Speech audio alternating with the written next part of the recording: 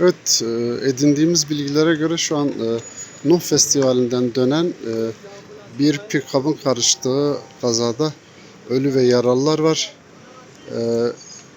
Evet, aşağıda şu an itfaiye de orada, ambulans orada. Yaralıların çoğu hastaneye götürüldü.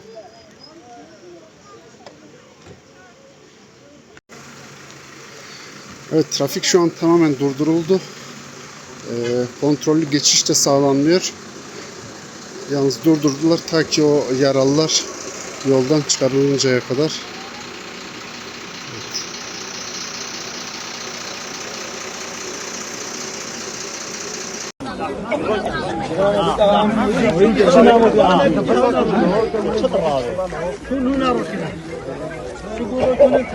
Alo. Ne vereceğim ben?